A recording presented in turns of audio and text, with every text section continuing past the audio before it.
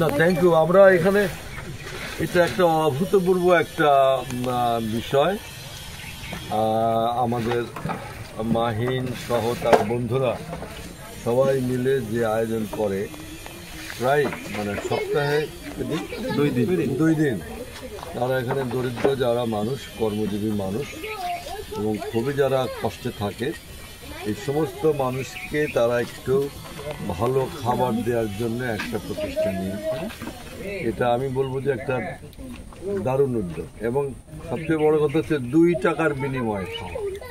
2 টাকার বিনিময়ে এখানে পেট ভরে তারা খাবে, তাই না? খাসির মাংস, কোনোদিন ইলিশ মাছ, ভালো খাবার, যে খাবারগুলো সচরাচর আমাদের গরিবেরা খেতে পায় না। সুতরাং তাদের যে মনোভাব, এই বন্ধুদের, এই সমস্ত আমাদের তরুণ বন্ধুদের, এটা খুবই মানে দারুণ, চমৎকার, অসম্ভব রকম সুন্দর একটা উদ্যোগ। তা আমি মনে করি যে এরকম উদ্যোগ যদি সকলেই নেয়, তাহলে আমাদের দেশের দরিদ্র জনগোষ্ঠী যারা আছে তারাও মাঝে মাঝে এরকম একটু ভালো খাবার খেতে পারবে।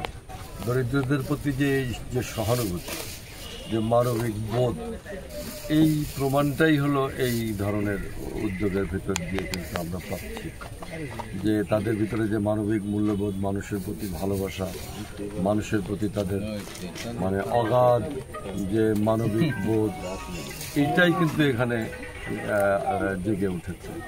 সুতরাং আমি আশা করি যে তাদের এই প্রচেষ্টা অব্যাহত থাকবে। এবং আমি নিজেও একটু খেলাম, খুবই চমৎকার রান্না হয়েছে।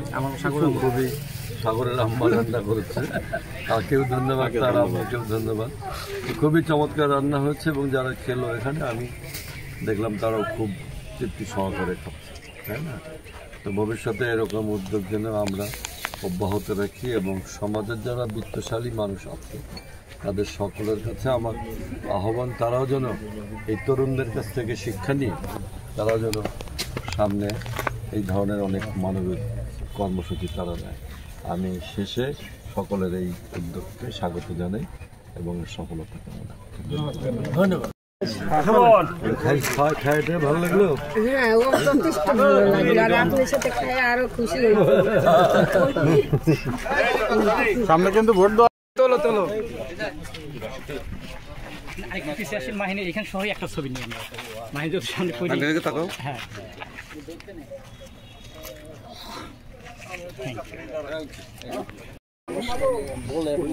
বাসা মাছ বিখ্যাত মাছ মালিকের এলাকার বাসা মাছ।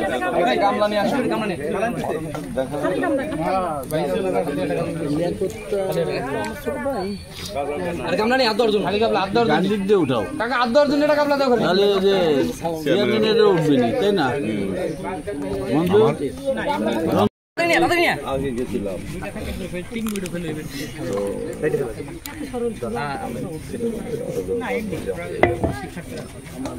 দেখি গিয়ে গরিব মানুষ সব খিচুড়ি খাচ্ছে। আমার ভাই বেড়াদা দেখি 2 টাকা করে নিয়ে মানে ওনাদের খিচুড়ি খাওয়াচ্ছে। গরিব মানুষের সব 2 টাকা করে ইলিশ মাছ খিচুড়ি খাওয়াচ্ছে, অনেকে খাচ্ছে। তারপর আমি যাচ্ছিলাম, আমারও ক্ষুধা লাগছে, আমু খাবে বসে গেছি খাইতে। এখন দেখলাম খাচ্ছি, আবার খয়েম সাহেব আসলো, আমাদের নেতা দেখি উনি আসে আবার আমাদের সাথে বসে খাচ্ছে খিচুড়ি। এই ফুলতলা ভালো লাগলো, গরিব মানুষের যে খাওয়াচ্ছে, এর জন্য আল্লাহর তরফে তো ওনাদের সওয়াব হোক এবং আমিও দোয়া করি ওনারা যেন ভালো থাকুক, আমাদের যেন এরকম আরো ঘন ঘন খাওয়ায়। ঠিক আছে, এই বলে আমার বক্তব্য শেষ।